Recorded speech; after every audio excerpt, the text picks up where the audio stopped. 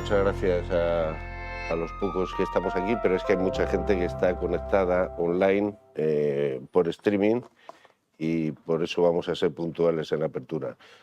Muchas gracias a Pons, a Ibercaja, que estamos en casa de la Fundación Pons, a Contax, a Selier, RB Abogados y a Pérez Ocaña, que son los despachos que han montado esta jornada. A Héctor, Luis y Raúl. Hoy seguro que vamos a hablar de paraísos fiscales, de infiernos fiscales. Cuando dicen que en Madrid no se pagan impuestos, yo creo que en Madrid se pagan muchos impuestos. Yo creo que no se hace dumping fiscal, pero sí nos diferencian de las otras 16 comunidades en que cada euro que se saca yo creo que está mejor invertido que en otras comunidades. Y el resultado y la eficacia es mucho mejor. Pero vamos a hacer la comparación con Portugal y con Andorra, sobre todo con Portugal. Si realmente merece la pena, según la estrategia y las necesidades específicas de la empresa y de la persona, si merece la pena el cambio o no. Pero unos datos así que he sacado por encima: en el impuesto de sociedades, España, el tipo estándar sería un 25%, no sé si es así o no. En Portugal va por tramos, pero sería un 17%, lo que aquí es un 25%. El IVA en España es un 21%, en Portugal es un 23%. En renta venimos a pagar en España hasta el 54%, en Portugal hasta el 48%, ahí nos ganan. En sucesiones y donaciones en España podemos pagar, según la comunidad, hasta un 34%. Y en Portugal un 0%, como en muchos países europeos. Y sin más, lo importante es lo que nos vayan a contar. Gracias, Manolo, y a la mesa. Y espero que sea útil y eficaz la jornada. Manolo. Pues bueno, muchas gracias, Hilario, y buenos días a todos, a los que estéis aquí presentes y a los que están conectados online, y muchas gracias a los tres ponentes, que sin duda nos van a abrir los ojos sobre muchas de las cuestiones que mucha gente se plantea y se interroga día a día, tanto empresarios, es decir, comerciantes, con personas físicas, personas jurídicas y autónomos, ¿no? Hay una realidad que está ahí y yo creo que cualquier ciudadano la tiene muy sensibilizada, al margen de decir, su propia actividad o su propio nivel social, que es decir, el pagar impuestos. Hay gente que dice que le gusta pagar impuestos. Yo conozco a pocos que lo digan, sinceramente. Otra cosa es que seamos conscientes de que hay que pagar impuestos porque hay que sostener, lógicamente, los gastos públicos y las inversiones públicas de las administraciones. Dicho eso, es decir, hay lógicamente determinados países en donde la presión fiscal, es decir, es menor, y hay determinados países, es decir, en donde la presión fiscal es mayor. Esto no es nuevo, es decir, esto es tan viejo, evidentemente, es decir, como queramos pensar, porque desde que existe la tributación, pues lógicamente no en todos los sitios, no en todas las partes se tributa lo mismo. Que se tribute o no lo mismo, desde mi punto de vista, es más o menos irrelevante. Es decir, lo importante es decir, el porcentaje o la proporción de tributación en relación con los ingresos de cada uno, y con la riqueza del país y con la necesidad de esos ingresos. Y ahí es donde suele estar, lógicamente, el meollo de la cuestión, y es una de las razones por las que hoy es decir, hemos convocado es decir, esta jornada en Madrid Foro Empresarial y en la Fundación Pons. Hay dos conceptos que se utilizan a conveniencia normalmente, es decir, por el poder político de turno. Uno es el de la presión fiscal y otro es el del esfuerzo fiscal. Según interese una cosa u otra, se suele acudir a un concepto u otro. Y los dos conceptos son distintos. Estamos oyendo habitualmente, en los últimos meses y en los últimos años, que la presión fiscal en España, en nuestro país, es una presión fiscal que está por debajo de la media de la presión fiscal de la Unión Europea. Ahora mismo debemos estar en torno al 39% del PIB de presión fiscal y, por lo tanto, oímos, hasta antes de ayer, es decir, y probablemente pasado mañana lo volvamos a oír, que hay margen suficiente en España para una nueva subida de impuestos. En algunos momentos recuerdo que la actual ministra de Hacienda ha dicho que podrían subirse sin pasar esa media europea en torno a un 4% más, es decir, la presión fiscal en España. Claro, que la presión fiscal suba o baje, pues depende de una cosa que es obvia, es la subida o la bajada del PIB. Y nosotros venimos de un PIB triturado como consecuencia de la pandemia, que lógicamente va subiendo y por lo tanto el ratio al final es que la presión fiscal en el último año ha bajado en España. Ha bajado en España porque ha subido el PIB, afortunadamente, ¿no? Es decir, si no sería todavía peor. Pero la realidad no es esa. Es decir, la realidad, desde mi punto de vista, luego lo veremos también en manos de los ponentes expertos, es que decir, el margen que hay en España para subir los impuestos no es en relación con la presión fiscal, sino es en relación con el esfuerzo fiscal, que es lo que, en definitiva, cada uno paga, persona física o persona jurídica, desde el punto de vista global impositivo. Y ahí estamos casi en un 18%, es decir, superior al esfuerzo fiscal de la Unión Europea.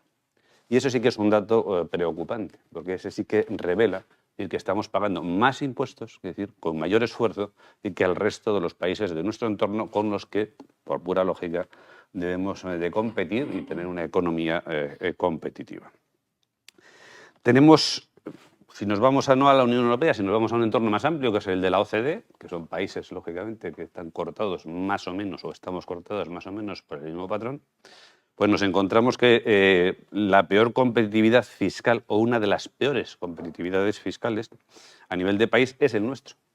Estamos en 31 de 38. La competitividad fiscal, por decirlo de una manera coloquial que nos oiga y nos entienda todo el mundo que nos ve y nos escucha, es lo atractivos que somos, es decir, fiscalmente, para que aquí se establezcan negocios y actividades económicas que luego, lógicamente, hay que tributar por ellas. Pues somos 31 de 38. En el 2019 éramos el 23 del 38. Es decir, si las matemáticas no fallan y la estadística tampoco, vamos empeorando adecuadamente. Si seguimos subiendo la presión fiscal, siguiendo el discurso de la ministra de Hacienda, pues obviamente creo que llegaremos a ser el 38 de 38. Pero vamos, todavía nos queda algo para seguir bajando.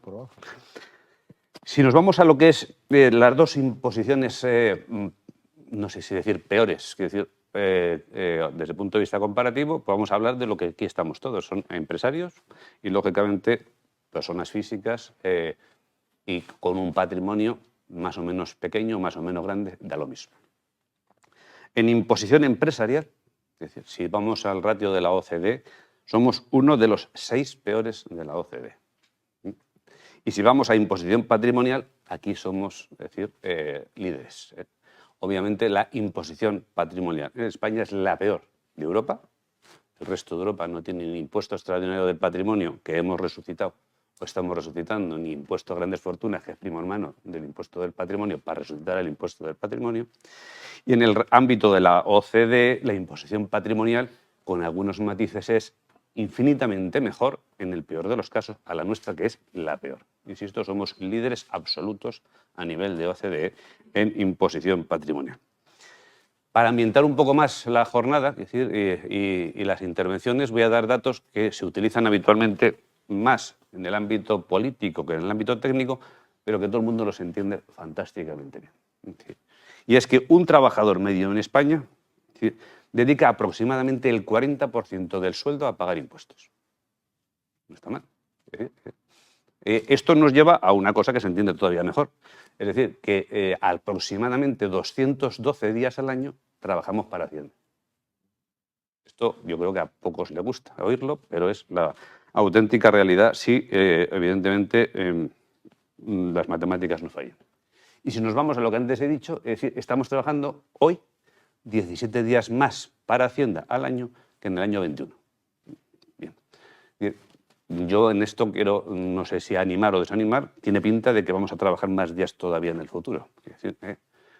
Pero bueno, eso no es que sea pesimista, algunos dicen que es optimista o bien informado. Bueno, no se habla, eso es cierto, de bajadas impositivas en España, se habla a nivel autonómico en los tramos y en las pocas competencias fiscales que tienen nuestras comunidades autónomas. Como bien ha dicho nuestro presidente, Madrid es de las que más lo exprimen a favor del contribuyente y, a nuestro juicio, la que mejor lo invierte en favor, evidentemente, de los servicios públicos.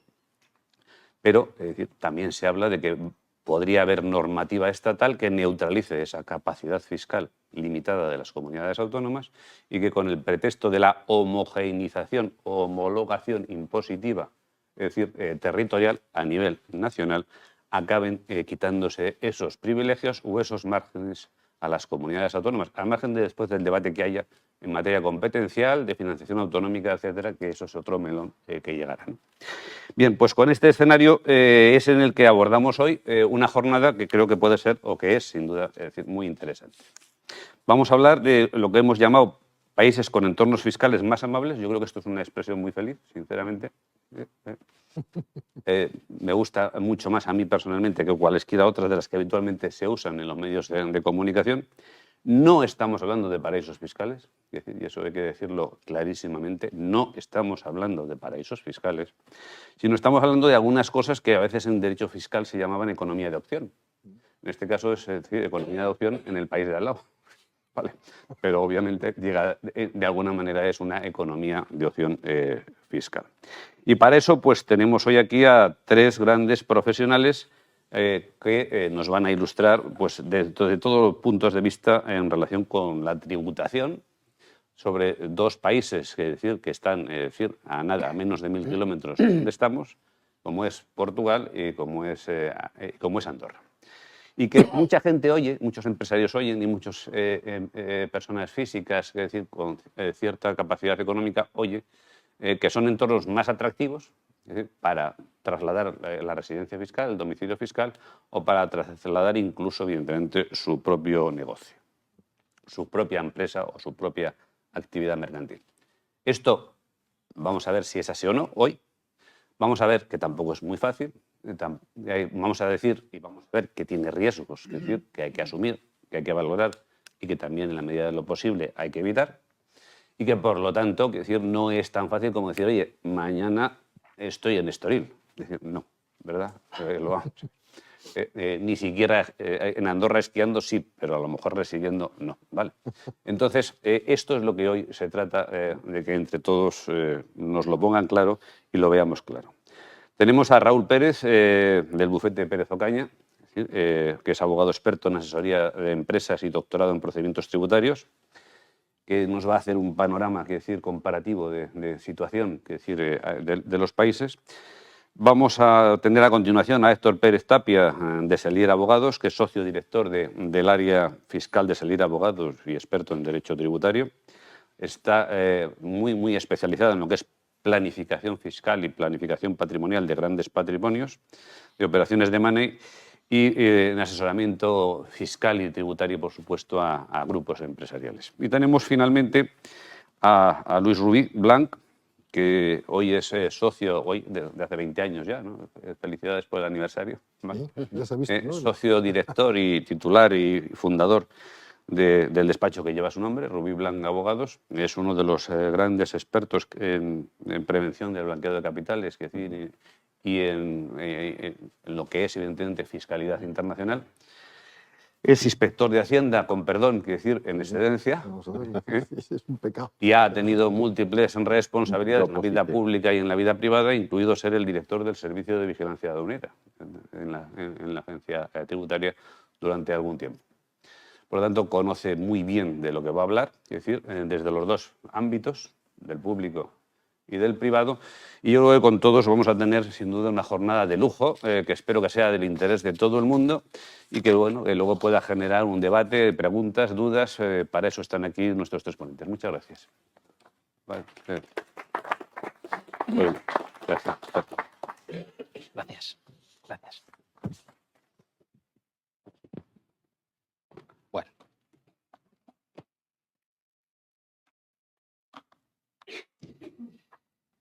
Bueno, hola, buenos días. Muchas gracias a todos por estar aquí. Gracias por la brillante intervención, a Manuel. Y gracias, repito, a todos por estar aquí, a todos los que se han conectado también. Mi nombre es Raúl Pérez, formo parte del equipo de abogados de Bufete Pérez Ocaña, un bufete que vaya para 50 años de existencia, y vengo aquí después de la brillante intervención, como digo, de Manuel, exponer un poquito, a grosso modo, Bueno, lo que son un comparativo, ¿no? Vamos a hacer una pequeña comparación de tipos. Yo sé que esto es difícil, son muchos datos y no siempre esto es una varita mágica que vamos a decir, ¿dónde vamos? Aquí es donde se paga menos. Bueno, hay muchos factores a tener en cuenta. La asesoría de empresas es un mundo complejo y no solamente el tema de impuestos es lo que nos debe de guiar a la hora de montar un negocio y que prospere, ¿no?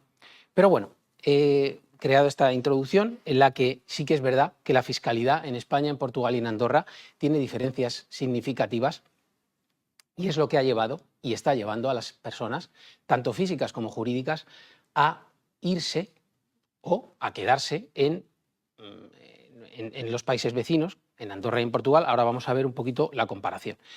Yo me voy a centrar en la imposición directa, ya que la imposición indirecta, aparte de ser una normativa extremadamente compleja, no impacta en resultados a nivel empresarial, como ya sabéis, solamente en muy pocos casos, en regímenes especiales, podría llegar a impactar.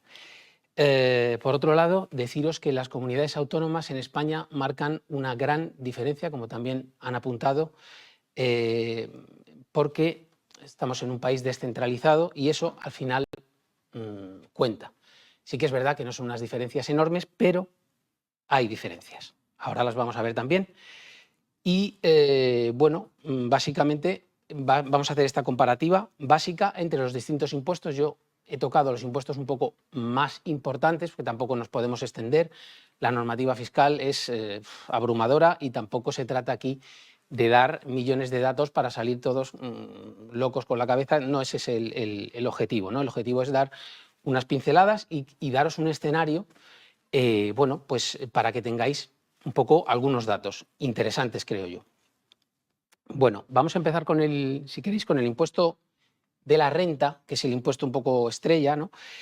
En el que, bueno, en España los tipos, como sabéis, son progresivos y varían en función de la comunidad autónoma, como he dicho antes. Van de un mínimo de un 19% hasta un 54%, como bien han apuntado ya los compañeros, y sí que es verdad que el 54 está en comunidades autónomas como Cataluña y Comunidad Valenciana, que tienen el récord porque son unos tipos muy altos, pero en general en el resto de España el tipo máximo está en torno al 46 y el 47%. Mucho cuidado porque aquí cuando pone base imponible, y muchas veces es que estamos con los datos ya y creemos que esto es lo que ganamos, ¿verdad? Y es lo que nos cobran. No, realmente la base imponible ya se han aplicado ahí una serie de descuentos, deducciones por hijos, por ejemplo, por ascendientes, vivienda habitual, una serie de deducciones, y lo que nos queda es la base imponible. Bueno, yo creo que todo esto lo entendemos bien, pero bueno, por si hay alguien que tampoco el tema de impuestos es un tema técnico y conviene remarcarlo, ¿no? Sí que es verdad que en España, pese a que estos tipos progresivos pueden asustar, pues tenemos algunas deducciones, afortunadamente, como son las inversiones en startup, por ejemplo, me parece que hay que reseñarlas. 50% de las deducciones de los pagos de las inversiones llevadas a cabo para fundar o para invertir en startup estarían, ese 50% sería una deducción con un límite de 100.000 euros. También estarían los planes de ahorro, de pensiones, que ya los conocemos bien, 1.500 euros, bastante poco, la verdad.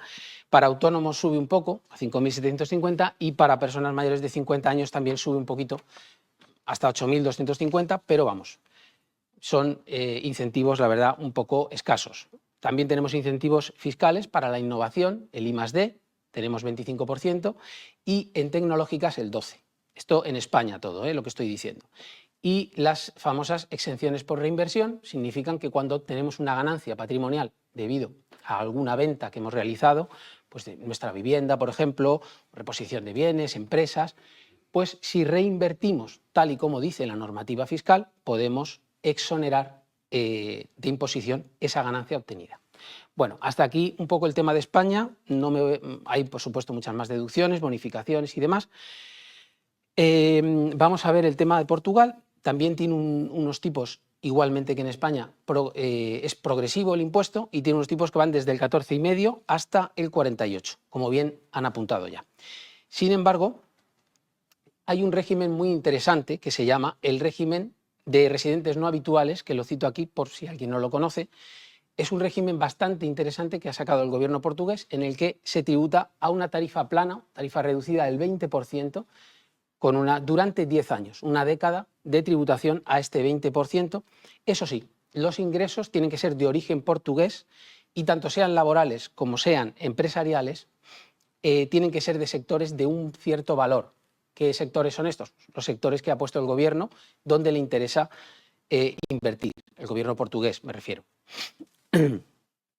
Bueno, también es muy interesante dentro de este régimen para las personas pensionistas el traslado a Portugal, porque se pueden acoger a este régimen y tributar al 10% en su pensión.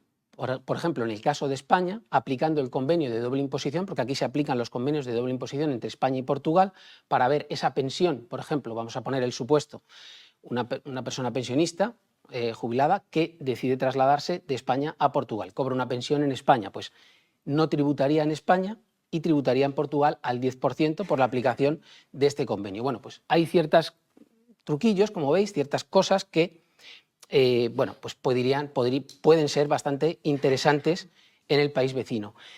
En cuanto a Andorra, pues ofrece tipos, pues la verdad, bajísimos, ¿no? En comparación. El 10% para ingresos anuales de 40.000 euros, los primeros 24, hasta 24.000 estaría exonerado. Bueno, en fin, la verdad es que no se puede competir con eso. Pero sí que es verdad que también además tiene otra ventaja, que es un sistema bastante menos burocrático, porque como he dicho al principio, no solamente se trata de ver los impuestos, también hay que valorar otra serie de cosas. Bueno, para no extendernos demasiado, vamos a seguir avanzando. Aquí estaría lo que es la base del ahorro, que he comentado antes. Bueno, antes teníais el cuadro de la base general y aquí está el cuadro de la base del ahorro. Como veis, base del ahorro en Andorra no se grava, estaría exento. Y la base del ahorro en Portugal sí que también podría acogerse a ese 10% que digo de régimen de residentes no habituales, ¿vale? Bastante interesante. En España hay 3 tramos en la base del ahorro, que los tenéis ahí, y que ya todos conocemos bastante bien, porque, bueno, pues tenemos que pagar los impuestos. Aquí tenéis el cuadro de lo que he comentado anteriormente, por comunidades autónomas. Como veis, Madrid es la comunidad autónoma más baja en cuanto al tipo y Cataluña la más alta. Entre medias están todos, pero bueno, quitando Comunidad Valenciana y Cataluña, que son un poquito las más altas, como digo, pues este sería el cuadro, ¿no? Bueno, vamos a pasar ahora al impuesto sobre sociedades, que creo que es un poco también bastante importante.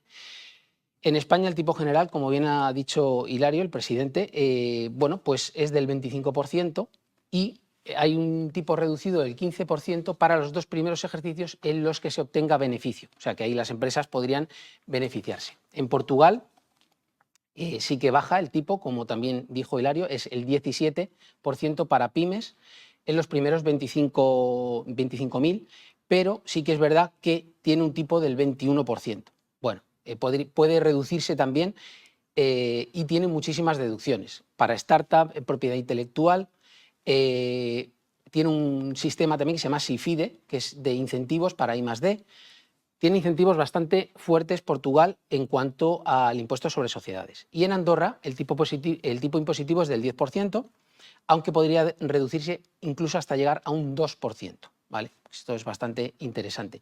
Y además también tiene reducciones en I+D, en pymes, startup, empresas verdes, todo esto. Bueno, me parece que más o menos la visión queda clara en cuanto a la imposición directa. Como bien ha dicho Manuel, el impuesto de patrimonio, que es un vestigio que tenemos un poco aquí, un poco raro, ¿no? En España mantenemos este impuesto, ¿verdad? Bueno, disculpar porque aquí el título no está bien puesto, esto va en cuanto al impuesto sobre el patrimonio. Tenemos tipos que van desde el 0,2 hasta el 2,5. Aquí en España también efectivamente intervienen mucho en este impuesto las comunidades autónomas porque es un impuesto cedido y además también el tema es que en Madrid, por ejemplo, es un impuesto que no opera, pero sí que es verdad que existe la obligación de presentar a nivel informativo el modelo. Estarían exentos hasta 700.000 euros con 300.000 euros de exención para la vivienda habitual. Pero ya digo, depende bastante de las comunidades autónomas. Pero en Portugal y en Andorra no habría impuesto de patrimonio, ni para las fortunas, ni nada parecido. Y por último, si os parece, bueno, antes de las conclusiones, si os parece os lo cuento, la seguridad social, yo sé que esto no es un impuesto, no es tributación, pero al final sale del bolsillo también y muchas veces tenemos que valorarlo, por lo que dije al principio, es decir, no solamente es decir, bueno, el tipo más bajo, ¿dónde es? Después de todos estos datos que hemos dado, ¿no? No se trata de eso, porque, por ejemplo, en España, la seguridad social, los autónomos, por ejemplo, están pagando alrededor una media de 300 euros. Hay algunas ayudas, aunque pocas, pero en Portugal, por ejemplo, la seguridad social es bastante cara. Estamos hablando de una cuota de la seguridad social de un 21,4% de los ingresos brutos. Para el autónomo también va en progresión. Y a nivel laboral, descuentos en nómina del 11% y cuotas empresariales del 23,75%, pues la verdad es que también es bastante alto, ¿no? En Andorra es un poquito más bajo que en Portugal, a nivel laboral, bastante más, y el autónomo pagaría un 22% de los ingresos. Como veis, aquí ya, bueno, eso se debe quizá pues, a la seguridad social española, pues, quizá es más estable y lleva más tiempo y bueno, es normal, ¿no? Es lógico. Conclusiones que podemos sacar de todo esto. Pues hombre, aquí las tenéis. En España ofrece unos beneficios fiscales importantes. Podemos remarcar también, por ejemplo, la ley Beckham, que se hizo para atraer bueno, ingresos económicos que vienen del extranjero, para hacerlos tributar menos, para que sea más interesante, pero no terminamos de, como bien ha dicho Manuel, de enfocar bien el tema de impuestos, desde mi humilde opinión, por supuesto. La opción sí que es verdad que tiene mayor seguridad jurídica que otros estados. España es un país bastante consolidado en esto, pero está sujeto a muchos y repentinos cambios normativos, que es a lo que nos tienen un poco acostumbrados en estos últimos años, ¿no? En Portugal, sin embargo, el régimen que he comentado de residentes no permanentes es muy atractivo y han hecho eso bien, han hecho bien los deberes en el sentido de atraer a gente joven, startups, empresas verdes y bajar la imposición en estos y la presión fiscal en este sentido. Y en Andorra, pues hombre, es altamente atractiva a nivel europeo, ya no solamente en España, sino a nivel europeo es muy atractiva, pero sí que es verdad que presenta cierto riesgo y baja seguridad jurídica, además de que bueno, exige también un patrimonio mínimo y un capital mínimo. No obstante, han mejorado bastante, ¿eh? Y como bien se ha dicho aquí, pues no estamos hablando de paraísos fiscales ya, ni siquiera en el caso de Andorra tampoco. Y bueno, pues hasta aquí un poquito la intervención. Os doy las gracias y dejo ya paso, para no demorarme demasiado, a mis compañeros. Así que nada, muchísimas gracias.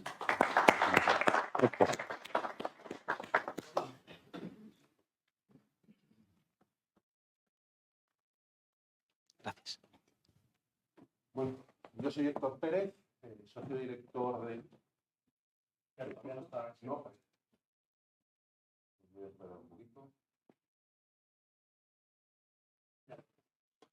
Muchas gracias.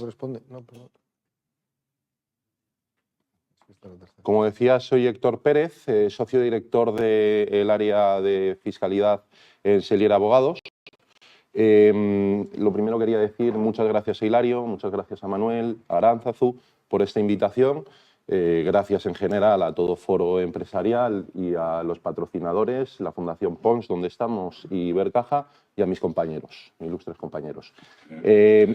Yo quería hablar un poco, no tanto concretamente Andorra y Portugal, sino del movimiento, de cuando tomamos una decisión para movernos fuera de España, por los motivos que sean.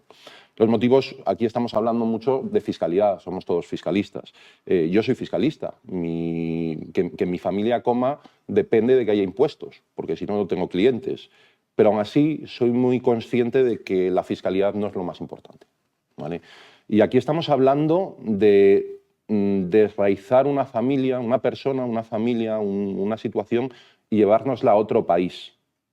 Porque aquí no vale lo de, bueno, digo que soy residente en Portugal, en Andorra, en Suiza, en Malta, si lo hemos visto todos y lo tenemos ahora mismo en los tribunales con el hermano del presidente del gobierno, sin entrar en política, se le está inspeccionando precisamente por trabajar en España, en teoría vivir en España, pero decir que era residente fiscal en Portugal, ¿vale? Entonces, lo primero que tenemos que tomar es la decisión de cuáles son los motivos de irnos y si esos motivos compensan la realidad del coste de tener que irnos, de estar viviendo en un país que puede que no tenga el mismo idioma, que puede que no tenga la misma cultura, que puede que no tenga, bueno, nuestro entorno familiar, personal, amigos, y es un coste muy relevante. Y esto no es un problema actual, es un problema que viene desde antes de que yo estuviera en el colegio. No nos olvidemos de Arantxa Sánchez Vicario y sus problemas con Hacienda por decir que ella vivía en Andorra y entrenaba todos los días en el CAR de Barcelona. ¿Vale? Es un problema. Es un problema. Entonces, lo primero, miremos si tenemos que movernos y si lo que vamos a asumir de coste va a ser mayor o menor a lo que nos vamos a beneficiar. Posiblemente nuestros beneficios fiscales sean muy grandes en función de nuestro patrimonio y de nuestras rentas, pero los costes también pueden ser muy grandes. Y una vez que decidimos irnos a otro país, aquí es cuando tenemos no un enemigo, pero sí un adversario muy fuerte, que es la inspección de Hacienda. Y en internacional están los mejores inspectores, y es donde hay muchos recursos. Entonces, no es cuestión solo de irse, sino de irse bien, de cumplir todos los requisitos y hacer todas las comunicaciones necesarias. Eso es fundamental. Y aquí entramos en lo que todos hemos oído de los dichosos, famosos 183 días. ¿Qué son estos 183 días? Por mirarlo de forma global y una base, en todos los países de la OCDE funcionamos en términos generales con un sistema de tributación global. Es decir, yo soy residente en un país y tributo en ese país por todas las rentas que yo obtenga en todo el mundo. Vivo en España, las rentas españolas tributan en España, pero si me viene un dividendo desde Estados Unidos, también tributa en España. Y si tengo un inmueble alquilado en Kuala Lumpur, también tributa en España. Aquí la cuestión estriba en si también tributa en esos países en función del convenio de doble imposición que pueda haber firmado entre España y ese país, ¿vale? El paso primero es determinar dónde ser residente. Yo me voy a Portugal, pero ¿soy residente a efectos fiscales en Portugal o sigo siendo residente a efectos fiscales en España? Y lo que hay que ver son las reglas que tiene cada país para ser residente, ¿vale? En España tenemos una regla básica. Usted es residente donde vive habitualmente.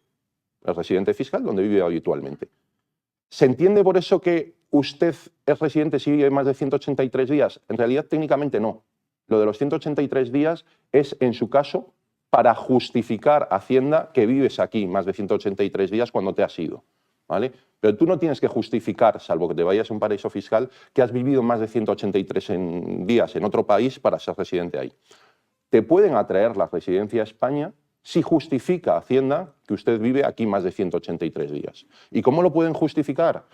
Pues antiguamente se funcionaba mucho con los consumos de la casa. Usted vive en esta casa, tiene consumos de agua y de luz de toda la vida de 100 euros mensuales, usted se ha ido a Portugal y sigue teniendo los mismos consumos. Usted no se ha ido.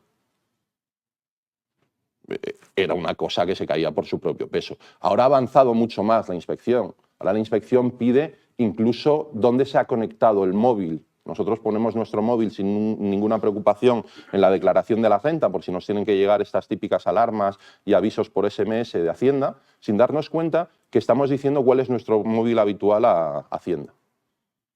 Y Hacienda puede pedir, no puede pedir dónde hemos estado a las compañías telefónicas, no puede, porque es un dato personal que no se puede ceder sin autorización judicial, no puede pedir nuestras llamadas, evidentemente, pero sí puede decir, puede preguntar a las compañías en qué red se ha conectado ese teléfono.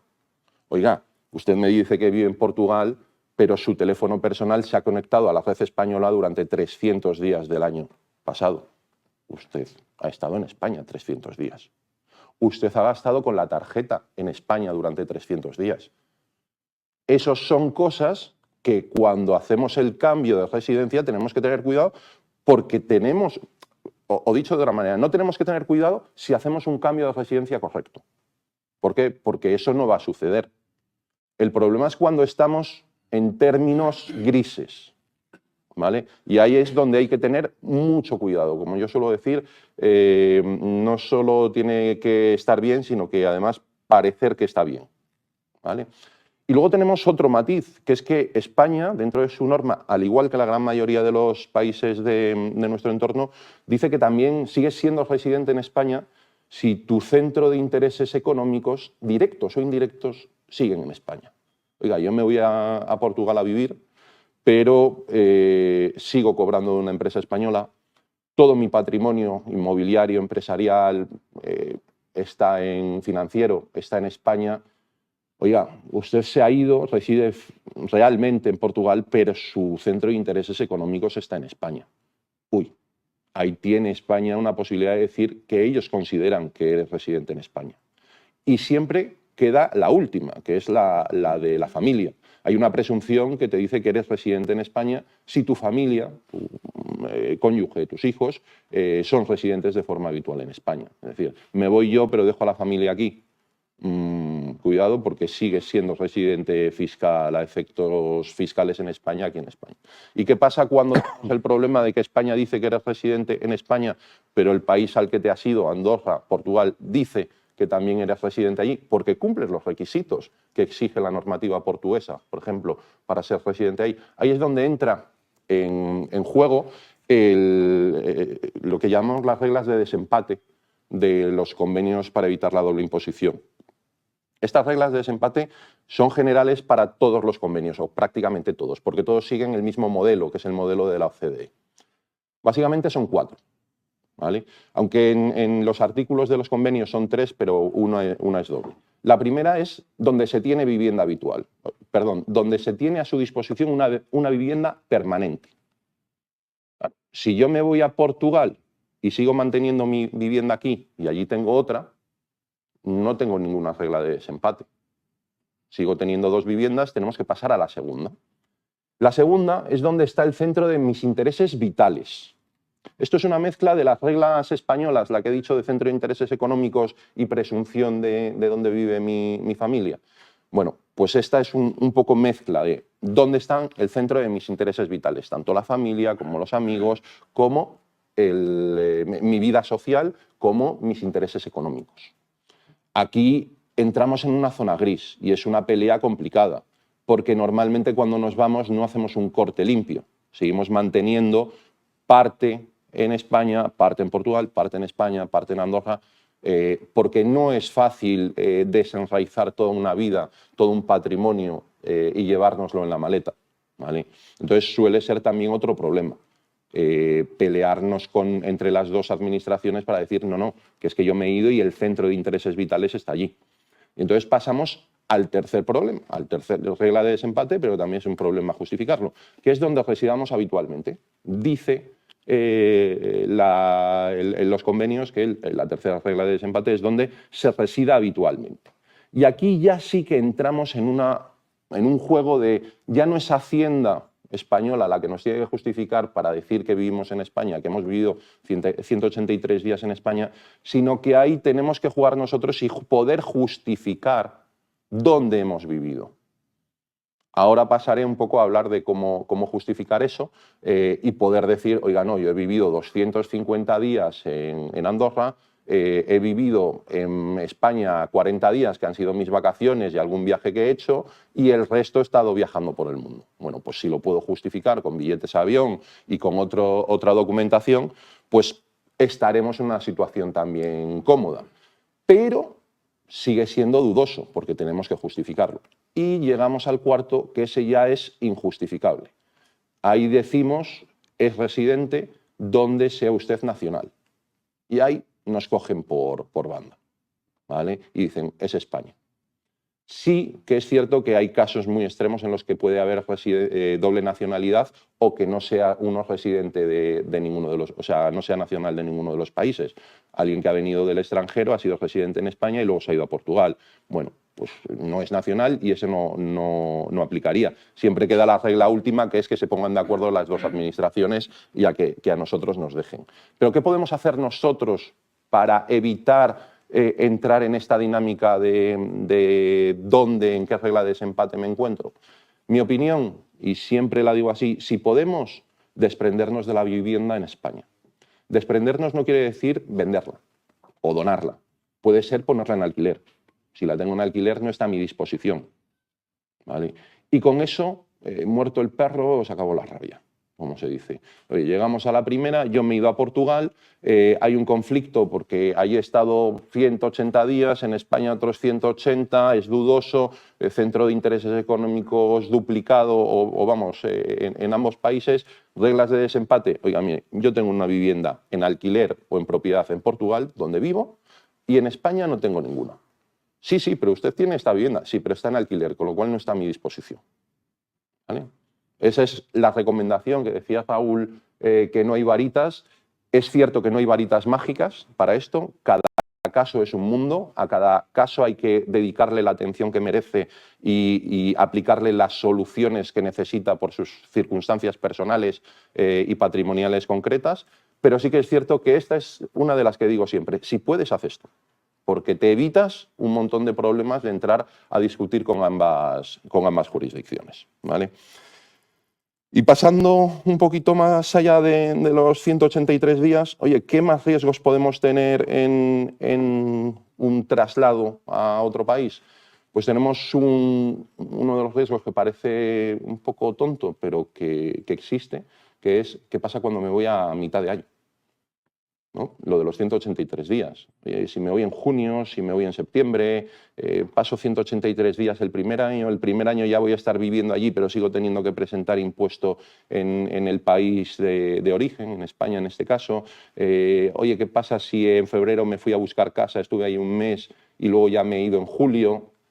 Eso es ausencia esporádica, no es ausencia esporádica. Esto, como siempre, no es para hacerlo a matacaballo. Es decir, ahora me llega un cliente para decirme, oye, que me quiero ir a Portugal, estamos a 7 de noviembre, si no me equivoco, me quiero ir a Portugal antes de final de año. Y digo, no merece la pena. Nos vamos en enero, en febrero, en marzo, cuando sea, pero ¿para qué hacerlo en 2 meses corriendo cuando no vas a ganar nada? ¿Vale? Y hay que hacer las cosas bien, con tiempo y planificadas. Otra cuestión muy relevante. ¿Y qué pasa con el exit tax?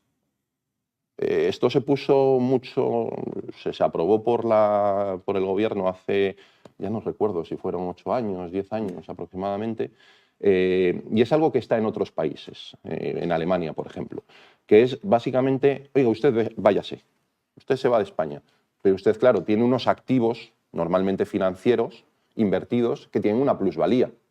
Es decir, usted compró las acciones, yo siempre pongo el ejemplo del Banco Santander porque trabajé en él y soy de Santander, entonces, pero no digo por nada. Oiga, ha comprado usted 1 millón de euros de acciones del Banco Santander hace 5 años, usted se va de España y ahora esas acciones valen 2,5 millones. Y usted se va de España y las venderá y ganará 1,5 millones o 2 millones con esas acciones y tributará en el país donde usted ha ido a parar. Para evitar que esa tributación sobre rentas, sobre plusvalías latentes, se escapara, se creó el exit tax. Es una norma que está, creo que en el artículo 95 de la ley de IRPF, 95, 93, ahora dudo, que básicamente lo que nos dice es, oiga, si usted se va de España, usted va a tener que tributar por todas las plusvalías latentes. Así de sencillo, en sus activos financieros, con ciertos límites. Tienen que ser, tener más de 4 millones de euros en activos financieros. También cuentan las acciones en empresas. Estamos Madrid Foro Empresarial, es decir, mi propia empresa también cuenta como activo financiero estos efectos.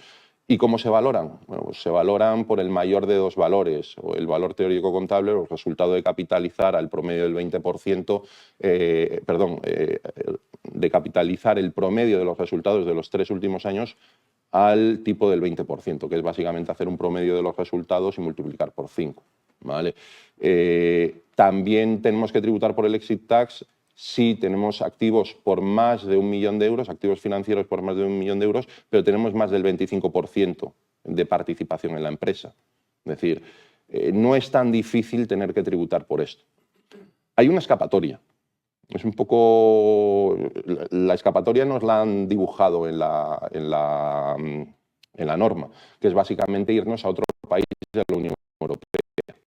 Porque en caso de irnos a otro país de la Unión Europea, el impuesto no tributa, o sea, queda pendiente, suspendido durante 5 años. ¿Vale? Si luego volvemos, pues tendremos que... o sea, ese impuesto queda descartado, no se devenga. Y de hecho, si nos vamos a Portugal, por ejemplo, y pagamos el exit tax y luego volvemos en los siguientes años, nos devuelven el exit tax, ¿vale? Con intereses. Si vendemos, ¿qué pasa si vendemos esos activos? Pues estando en Portugal, pues por la parte del impuesto latente tendremos que pagarlo en España y aquí entra el problema. ¿Y qué pasará en Portugal? Es que igual en Portugal nos hacen tributar por la totalidad, ¿vale? Hay países, por ejemplo Alemania, que lo tenía puesto en sus convenios y está en el convenio con Alemania, y ahí sí que te dice que, oye, la parte del exit tax del país de origen lo pagas ahí y el exceso lo pagas en el país de destino. Pero no todos los países lo tienen. Y hasta donde yo sé, Andorra no es Unión Europea, ¿vale? Entonces, cuidado con ese matiz en el caso de irnos para allá. Y creo que con esto quedaría solo un poco más de decir, oye, ¿y qué hacemos una vez que estamos allí? ¿Qué tenemos que hacer? Por lo primero, decir a la Administración española que nos hemos ido. Es tan fácil como presentar un modelo 030. Es un modelo muy sencillito que dice que nos hemos ido de España y dónde nos hemos ido. Y con eso ya tenemos una prueba, por lo menos, de que hemos hecho de que nosotros estamos diciendo que lo hemos hecho. Cierto es que luego tendremos que probar, si nos inspeccionan, con más pruebas, valga la redundancia. Pero por lo menos estamos diciendo que nos hemos ido y ponemos una fecha a esa comunicación, ¿vale? Y cuando llegamos allí, también las comunicaciones correspondientes de entrada en el país, porque eso también hace prueba de nuestra intención de cambiar la residencia. Cambiar todas las cuestiones administrativas, dónde nos llega el correo. Si seguimos teniendo con nuestros bancos que nos llegue el correo a la Casa de Madrid, tenemos un problema. Pero no, si ya ponemos en nuestros bancos que nos llegue la información financiera a la Casa de Portugal, pues posiblemente estemos probando con más fuerza que nuestra residencia habitual es allí. Dar de alta un teléfono en Portugal y el teléfono español, tenerlo también o derivado, pero que no sea un uso, excepto cuando venimos para España. De esa manera, pues tenemos una prueba de que estamos vinculados al país. Y ya a partir de ahí, pues desde los médicos, que es un problema también, cuidado con el tema de los médicos, que no es fácil entenderse con un médico en otro idioma, y tenemos muchas veces, mis clientes tienen el defecto de que dicen, no, me vuelvo a España a mi médico de toda la vida. Claro, ahí ya tenemos un problema. Si tienes revisiones mensuales y sigues viniendo a España, es difícil, cada vez más difícil justificar que estamos viviendo en otro país, que no tienes el centro de intereses personales en España, ¿vale? Y poco más. Creo que con esto he dado un poco unas ideas generales de no ya la fiscalidad concreta, que creo que Raúl lo había explicado muy bien, y supongo que Manuel lo va a explicar mejor todavía ahora, de la comparativa de los países, sino más allá cómo hacer el cambio, cuándo hacer el cambio, por qué hacer el cambio, que son unas cuestiones fundamentales a la hora de tomar estas decisiones. Muchas gracias.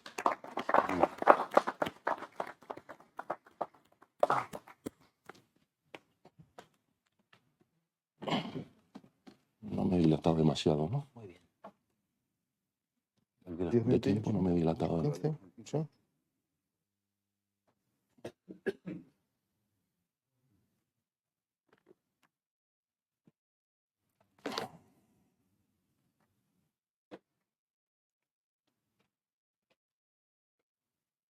Pues yo también expreso mi agradecimiento a este foro magnífico en el que me acabo de incorporar, de lo cual estoy muy contento. Hilario, muchas gracias por acogerme en el foro. A Manuel también, por supuesto, por ser el promotor de mi incorporación. Y es verdad que yo tuve una época oscura, ¿no?, de inspector de Hacienda, como se ha dicho, ¿no? Y eso me lleva pues a aquello que dicen que los mecánicos de helicóptero jamás vuelan en helicóptero, ¿no? O sea, nos cuesta un poco más ser valientes y echarnos hacia adelante. Entonces, bueno, en esta materia, como se ha expresado muy bien ya en este foro, pues todas las cautelas son pocas, ¿no? Es verdad que Hacienda tiene un equipo muy cualificado de inspectores para revisar el cumplimiento en materia de no residencia. Hay una Oficina Nacional de Tributación de No Residentes que funciona con mucha precisión, con mucha eficacia.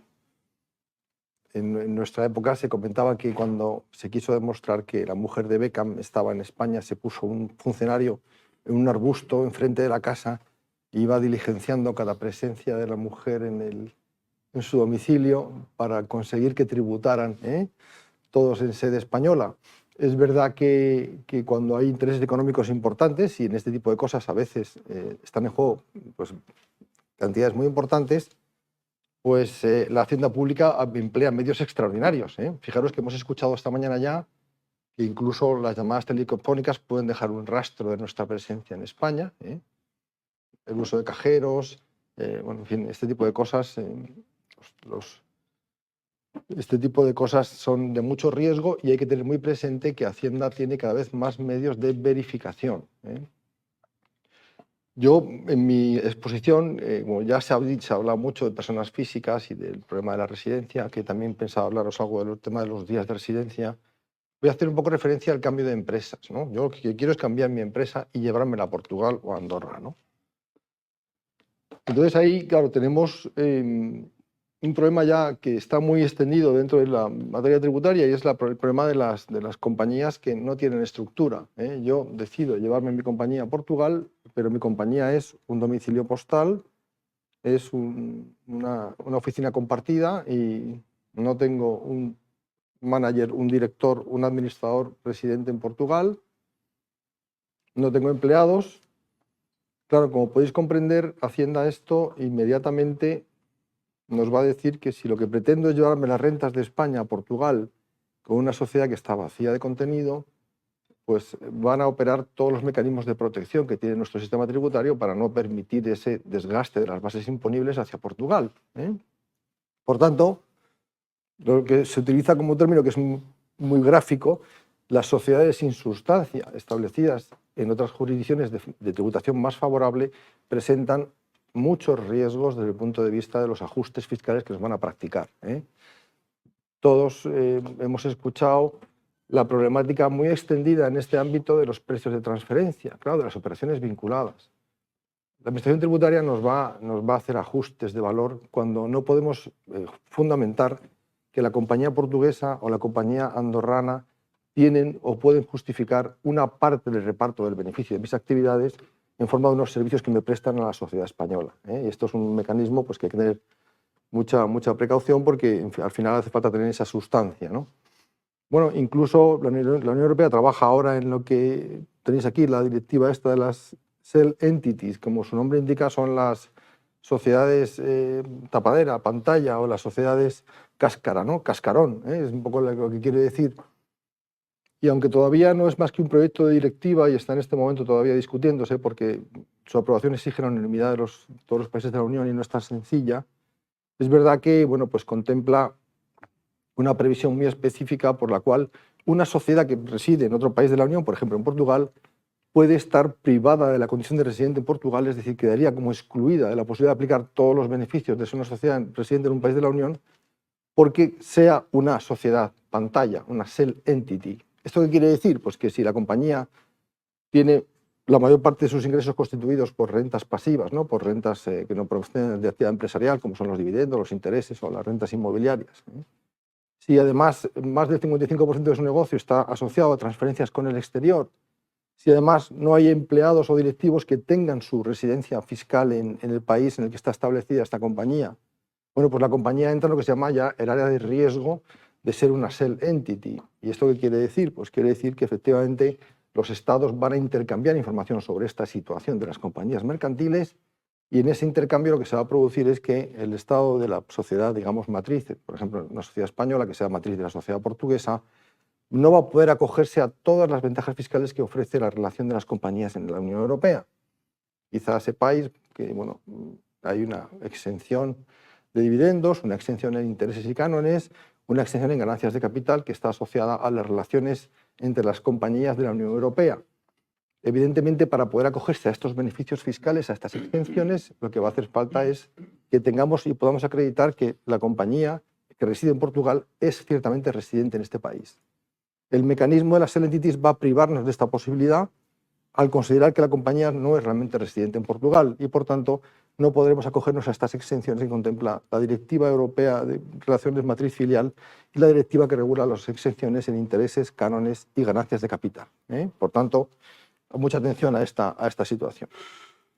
Bueno, solo un apunte más, porque ya se ha hablado bastante sobre el tema del cambio de residencia. Efectivamente, al final es un tema de prueba, ¿no? Y cuando hacemos un cambio hay que tener vías de probar ese cambio de residencia fiscal, porque se nos puede plantear la coyuntura de que la Hacienda nos discuta esa residencia. Aquí tenéis algunas ideas, ya se han hablado, pero evidentemente tener un arrendamiento de una propiedad o una propiedad adquirida en el país en el que vamos a residir, al que nos cambiamos. El acta consular también es un documento muy relevante, los empadronamientos municipales, acreditar los consumos en el país en el que nos vamos a establecer, tener un certificado de residencia fiscal en el país en el que nos vamos a establecer, en este caso en Andorra, en Portugal, el empleo de vehículos también en estas jurisdicciones distintas, el empleo de tarjetas de crédito. Bueno, aquí tenéis algo que ya se ha comentado, que son vías de probar que yo efectivamente he cambiado mi residencia fiscal, porque como bien ha dicho Héctor, realmente, bueno, pues al final Hacienda lo que procura es argumentarte en sentido contrario y por tanto tienes que estar preparado para demostrar esa residencia. También se ha comentado ya la problemática de la residencia de la unidad familiar. Si tenemos a nuestro cónyuge, a nuestros hijos menores que dependen económicamente de nosotros residiendo en España, difícilmente vamos a poder defender una residencia fuera de nuestro país. Nos van a exigir una acreditación muy rigurosa de que se ha trasladado a otro país y que la estancia se ha producido durante más de 183 días en el ejercicio fiscal. También se ha comentado ya el tema del exit tax. Mucha atención a esta situación en la que si nosotros nos vamos y tenemos una compañía mercantil en España con una plusvalía latente muy importante, como ha explicado muy bien Héctor, nos van a hacer pagar esa plusvalía o dejarla mediante un aplazamiento durante 5 años pendiente de que yo regrese o no regrese a nuestro país para hacer tributar esa ganancia latente no realizada. A pesar de que nos hayan vendido las participaciones, tenemos una ganancia que va a tributar en nuestro país. Bueno, la dificultad de prueba de centro de intereses económicos, ahí está. Realmente, si yo trabajo en una población de Extremadura y resulta que ejerzo ahí mi actividad, tengo mis centros de intereses económicos ahí y digo que resido en Portugal, pues tengo un problema, evidentemente, de acreditación y fundamentación de mi residencia fuera de España, ¿no? Como estamos viendo en los medios últimamente, ¿no? Y bueno, también quería, para un poco concluir, explicaros que realmente el régimen non-dom, el régimen de residentes no habituales, este tipo de figuras que son de tanto interés, pues nos constituyen en una especie de competencia fiscal a los estados. España tiene un régimen de impatriados que favorece mucho la tributación limitada de los profesionales que vienen de fuera de España a nuestro país. Aquí se anuncia una medida muy interesante por parte de la Comunidad de Madrid que va a incorporar una deducción en forma de un crédito fiscal del 20% de las cantidades que inviertan las personas que vengan de fuera de España a residir en Madrid y que hagan inversiones de hasta 1 millón de euros en bienes inmuebles o en actividades empresariales. Y este tipo de figuras pues, son realmente muy interesantes, ¿no? La tendencia debe ser potenciar el atraer la ganancia, atraer las rentas, atraer el patrimonio a nuestro país. Sin duda, el Gobierno de la Comunidad de Madrid trata con esto de compensar la situación que se está produciendo por el impuesto sobre la riqueza, que es en realidad una sobreimposición sobre el patrimonio para superar las bonificaciones que en Madrid estábamos disfrutando. Por tanto, bueno, estas contramedidas son muy interesantes y entramos dentro de un mundo de competencia fiscal. Ya para concluir un poco, explicaros también que hemos hablado todos de las diferencias de tipos impositivos. Hemos hablado de que los países de nuestro entorno aplican tipos más suaves, inferiores, pero también hay que tener en cuenta la presión fiscal indirecta que soportan en estos estados. Realmente en España tenemos, además de la carga tributaria directa y de la necesidad de pagar cantidades muy importantes, tenemos un conjunto muy riguroso de obligaciones formales que nos implican un coste de gestión muy importante. Bueno, pues verdaderamente en países como Portugal esa presión fiscal es muy inferior.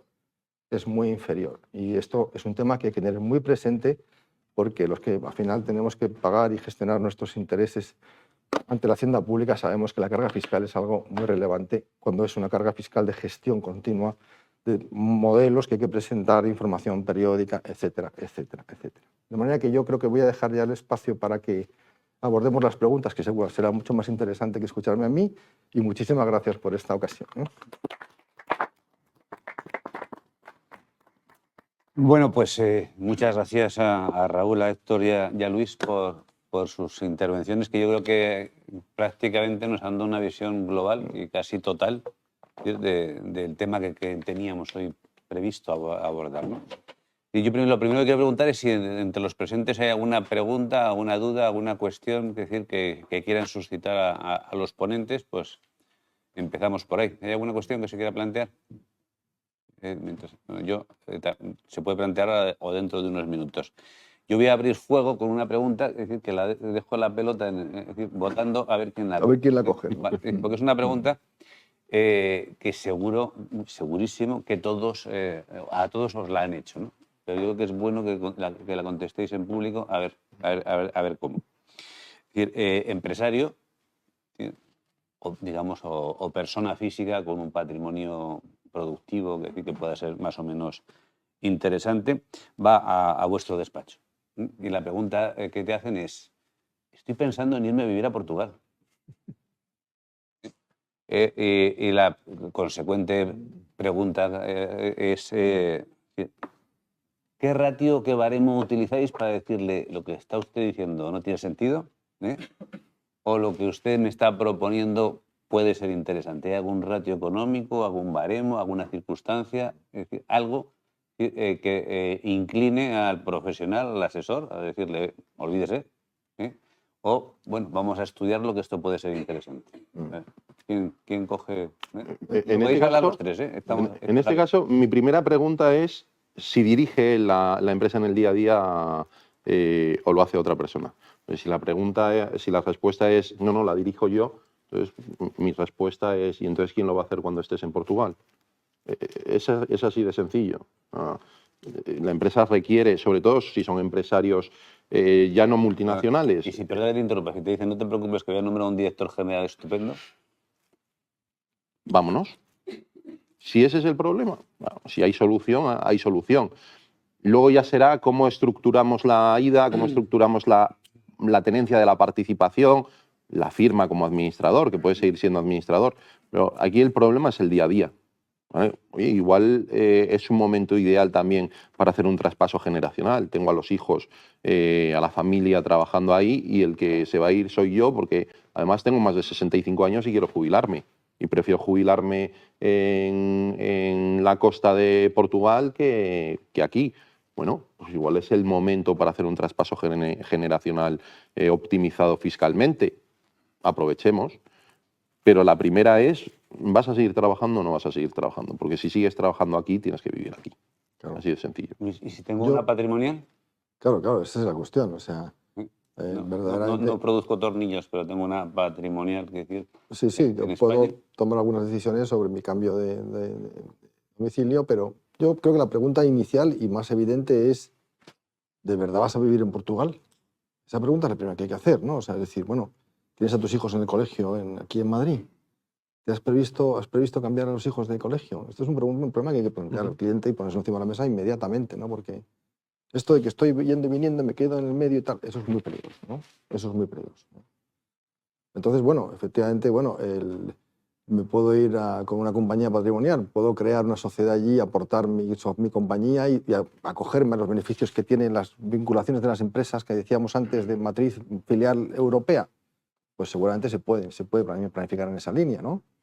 Lo que está claro es que, bueno, seguiré tributando por algunos activos que tenga en España, ¿eh? Ojo, porque yo me voy a Portugal, pero si tengo inmuebles en España o tengo, en fin, otros bienes, a lo mejor todavía sigo tributando y sobre todo por patrimonio, que lamentablemente, aunque sea no residente, pues seguiré soportando el impuesto sobre el patrimonio, que es omnicomprensivo y puede exigirse por obligación real, es decir, a los no residentes que mantengan bienes en España, ¿no? Por tanto, todo eso hay que ponderarlo, ¿no? Y creo que eso, sobre todo la pregunta es esencial, ¿no? ¿De verdad vas a hacer un cambio de residencia o quieres hacer un montaje que no te va a valer, ¿no? Esa es la pregunta que yo haría, ¿no? Yo, si me permitís, bueno, totalmente de acuerdo con los compañeros, muy buena la pregunta. Y a nosotros nos gusta siempre, o sea, primeramente, efectivamente, ¿por qué? Yo creo que, o sea, el propio cliente, o en nuestro caso es cliente, pero bueno, el contribuyente tiene que decir por qué él ve interesante, ¿no? El marcharse y cómo lo va a hacer.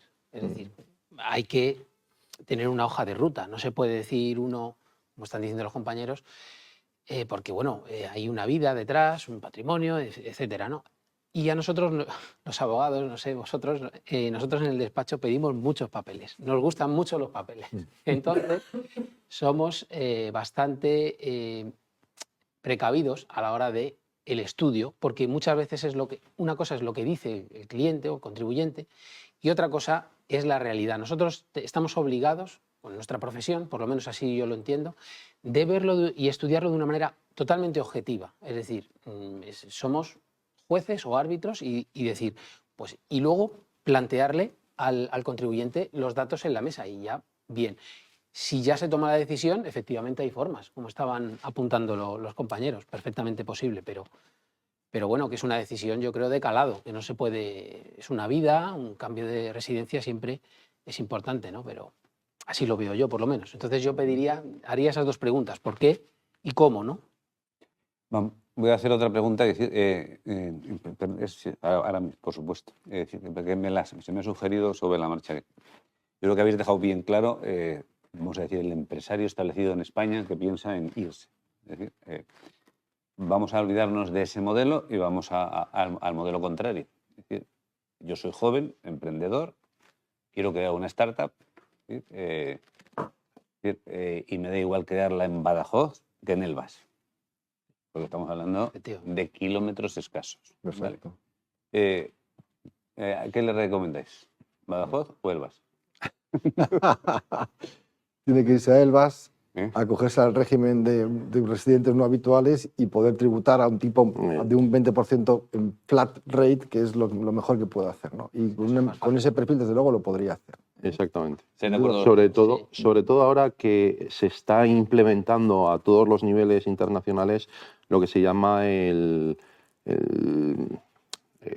me ha ido el nombre, el digital, el nómada digital. Me ha salido, ¿vale?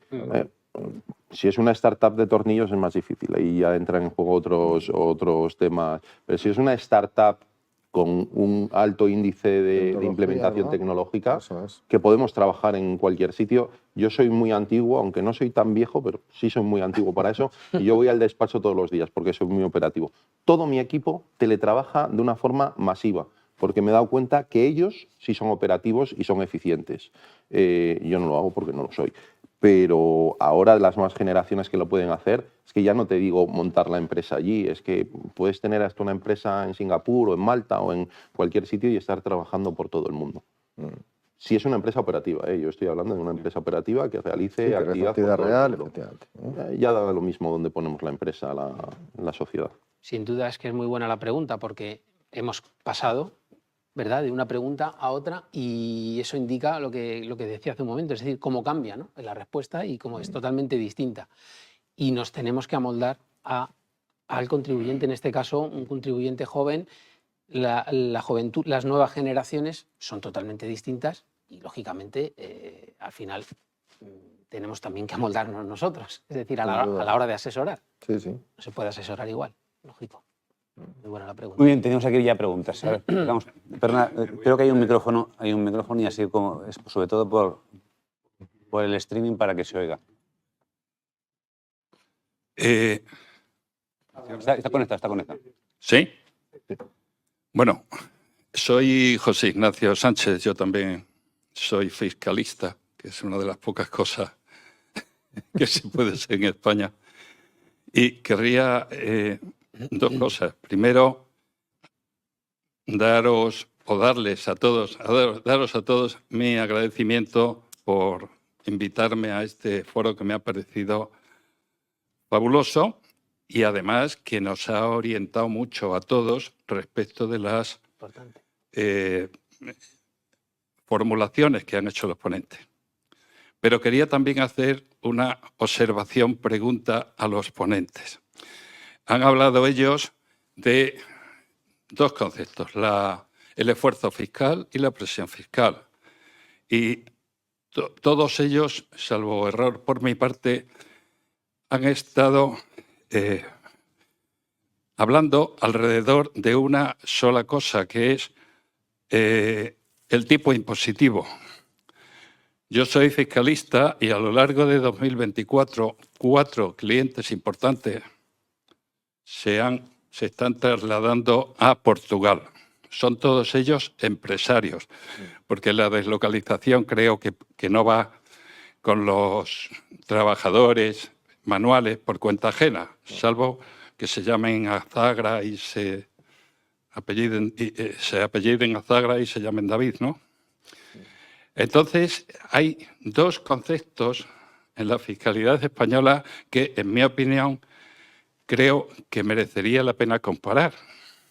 El primero de ellos es la inversión de la carga de la prueba en la comprobación fiscal, en la que todos mis clientes están de acuerdo en que es uno de los factores importantes para estar en desacuerdo con la fiscalidad española, porque en definitiva estamos hablando de la cuota tributaria, que depende de la base imponible.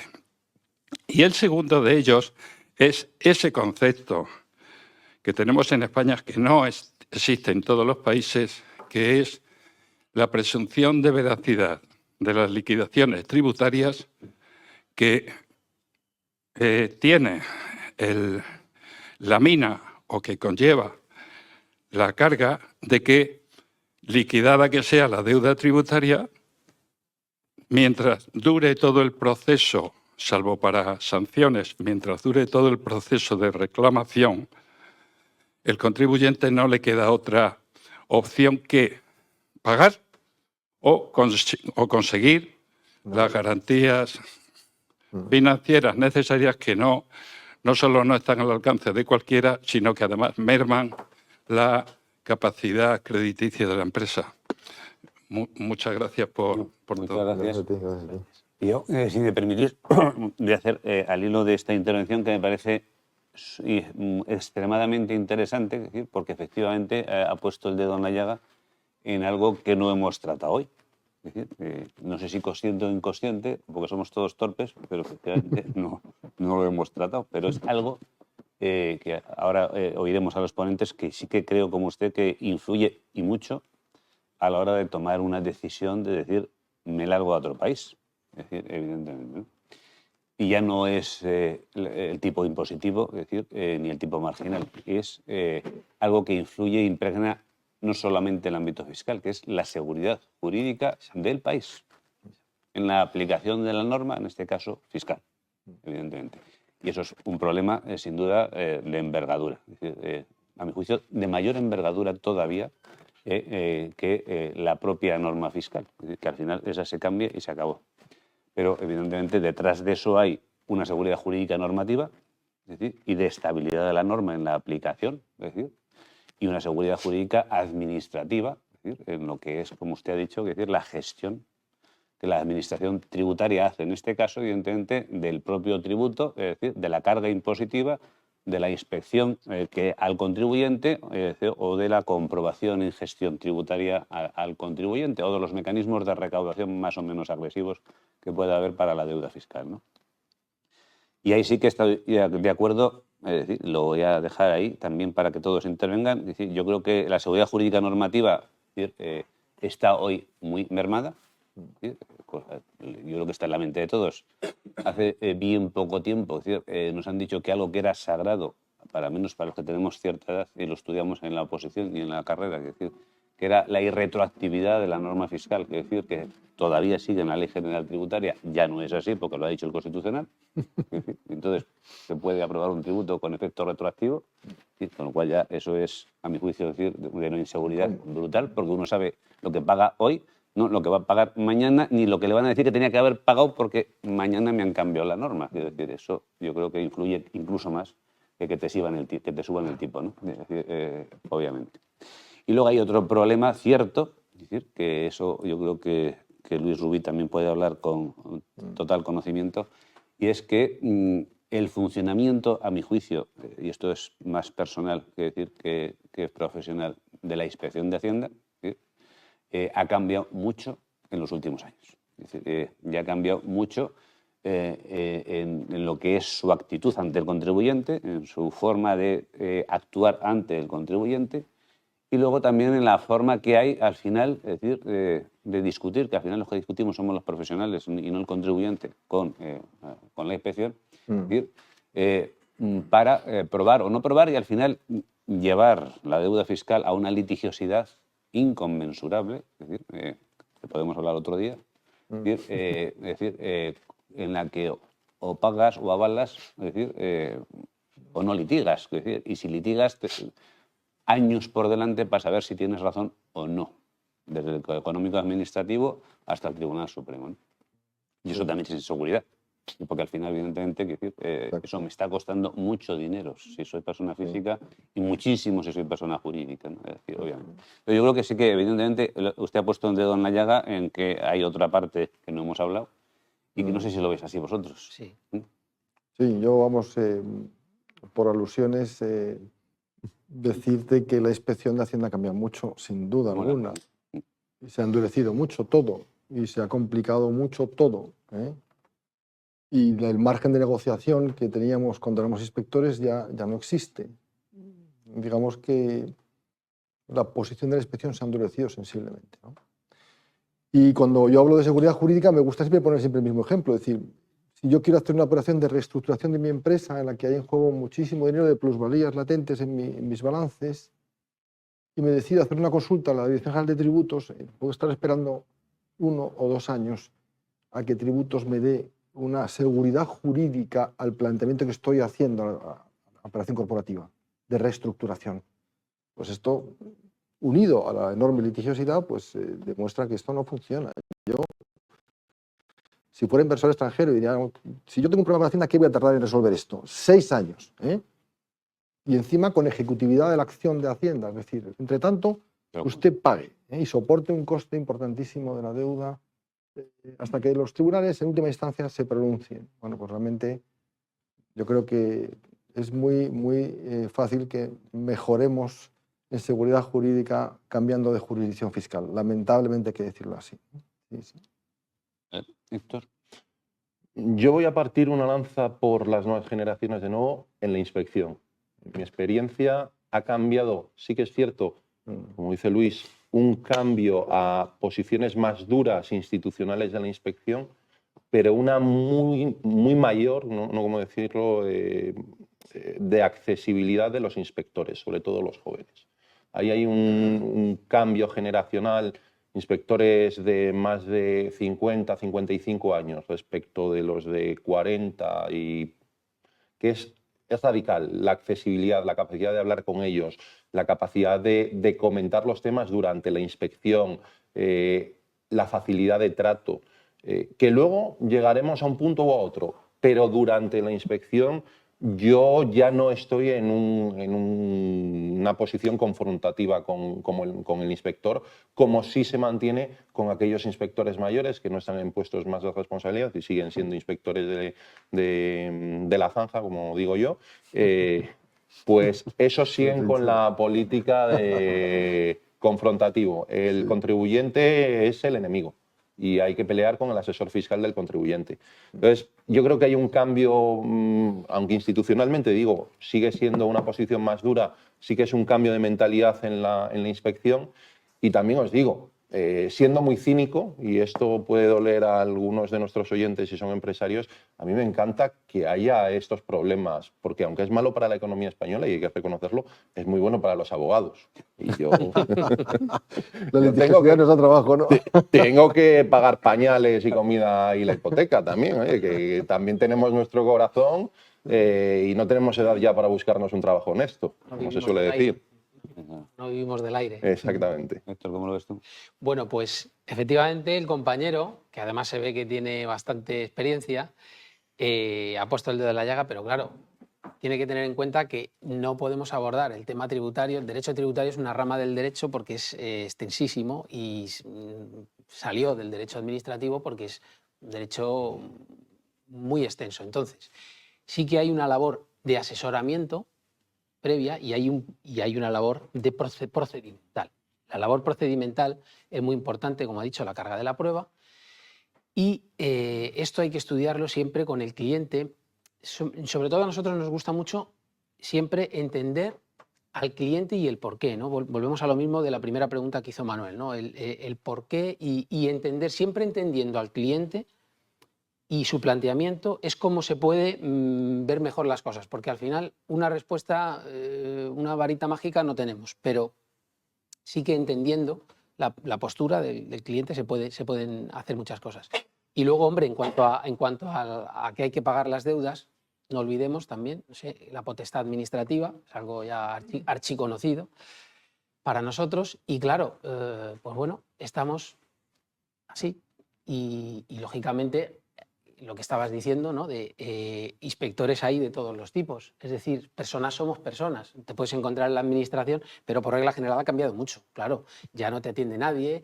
Ahora la cita previa. ¿Quiere usted hablar de he recibido una carta? Las cartas salen, no lo olvidemos, hay un filtro informático en Hacienda impresionante. Esto ya lleva de tiempo, no es de ahora.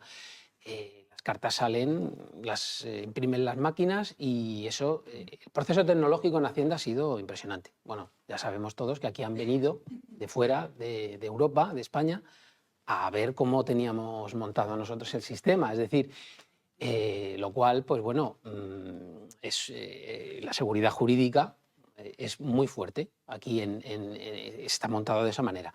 Ahora bien, que luego vienen los cambios normativos y ponemos la mesa del revés, eso ya es harina de otro costal, como digo yo. Como digo, Pero muy interesante. que me dejen a mí una semana el BOE. Bueno, está claro. Muy interesante. Había una pregunta por ahí. Espera un segundo. Gracias. Iba muy ligada a la seguridad jurídica mi pregunta, pero lo que he leído últimamente, sobre todo, es entender un poco en qué tiempos o si va a seguir estos incentivos fiscales en Portugal, ¿no? Porque lo que he leído es que, oye, que esto se va a nivel político, crea muchísimas tensiones y la idea es, oye, pues que en 2025 ya no siga siendo efectivo. Entonces, quería saber vuestra opinión en ese aspecto. Y, oye, si veis la continuidad o no del incentivo fiscal. Yo, vamos, no puedo precisar mucho la respuesta a esta cuestión, pero es verdad que se comenta que lo que está pasando es que la obtención de residencias mediante inversión inmobiliaria en Portugal está generando una distorsión importante en los mercados inmobiliarios y está haciendo que el gobierno portugués se plantee esta opción, ¿no? Porque está distorsionando los precios de inversión en los inmuebles en Portugal. No sé si vosotros tenéis más noticias sobre esto, pero... Es tema puramente político. De hecho, ese es el argumento para quitarla. O sea, lo quitaron y luego le dieron extensión hasta el 2025. Seguirá siendo de aplicación el régimen para los que venían aprovechándolo hasta el cumplimiento del plazo de los 10 años. Es decir, si yo luego me fui a Portugal en 2023 y tengo el régimen de non-dom de residentes no habituales, en Portugal lo tendré hasta 2033. Si me voy en 2026 ya no lo puedo utilizar.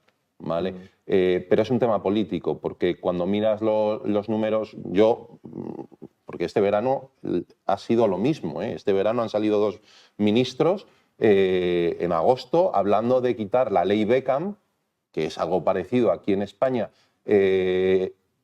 precisamente tanto la ley Beckham como la Golden Visa que tenemos, por el tema de que afecta mucho al mercado inmobiliario. Oiga, es que se han dado, creo que en los últimos 10 años, no sé si 20.000. En los últimos 10 años, 20.000, 2.000 al año. 2.000 al año repartidas por toda España. 2.000 viviendas al año repartidas por toda España afectan al mercado inmobiliario, sobre todo el mercado inmobiliario del que están hablando los políticos ahora mismo, que es el residencial de vosotros y nosotros, no el de que viene aquí con 5 millones de euros a comprarse una mansión. El mercado inmobiliario no es problemático. Casas de más de 1 millón no están afectando. Es una excusa política, ¿vale? A mi modo de ver. Pero en la medida que allí gobierna ahora mismo la izquierda y están por esa labor, pues están haciendo ahora lo que hicimos nosotros hace 5 años. Sí, yo estoy un poco de acuerdo, por añadir algo, un poco, si queréis, fuera del marco jurídico. Yo estuve en Portugal hace 20 años y según lo que me cuenta la gente, tengo pensado volver, a ver si puedo, porque la verdad es que con el trabajo no viajo mucho, pero me gustaría volver porque lo que me cuentan no coincide para nada con lo que yo vi, ¿no? Yo estuve en Lisboa, en varios sitios, Estoril, y ha debido de crecer bastante. Además, no sé, yo gestiono algunas empresas allí y tal, y me parece que, y eso claro, hay que pagarlo, ¿no? Ujú. ¿Estamos de acuerdo? Claro, claro. Es decir, Sí, sí. lo que han dicho los compañeros, todo tiene unos beneficios, unas ventajas, pero luego las cuentas hay que cuadrarlas. Al final, pues bueno, hay muchas decisiones políticas también. Yo creo que los estados tienen que competir en esto, ¿eh? A mí me extrañaría mucho que acabaran eliminando el régimen de non-dom, porque al final es que es una exigencia de la propia competencia fiscal del entorno europeo. Todos los países tenemos un régimen de impatriados, ¿no? Entonces, yo no le veo mucho sentido a que esto finalmente se elimine, ¿no? Y luego hay un comentario adicional con las Golden Visa. Ha estado a punto de prohibirse la Golden Visa a nivel europeo con el reglamento de materia de prevención de blanqueo por los problemas graves que está generando determinados orígenes de los inversores, ¿eh? Claro, esto ya, digamos, me lleva al otro terreno, que es el mío, que es el de la prevención del blanqueo de capitales, ¿no? Pero claro, es verdad que bueno, pues viene un poco de todo con esa Golden Visa, ¿no? Entonces, bueno, pues Europa ha dicho, un momento usted no admita a cualquiera, si quien va a venir a comprar es alguien de una jurisdicción no cooperante, de riesgo, pues usted tiene que tomar medidas estrictas para verificar el origen de los fondos de su inversor y tal. Bueno, ahí hay unas medidas de protección que están asociadas a que, bueno, pueden venir fondos ilegales a través de las Golden Visa, ¿no? Esto también está ahí, ¿no? Muy bien, ¿hay alguna más pregunta más? ¿Alguna cuestión que queráis puntualizar, añadir o rematar?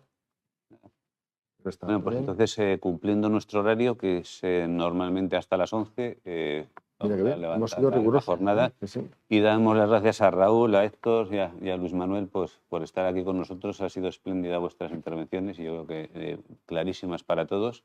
Y para los asistentes presenciales y los asistentes online, pues también muchas gracias y esperamos vernos pronto con seguro que otro tema interesante. Muchas gracias. Gracias a vosotros.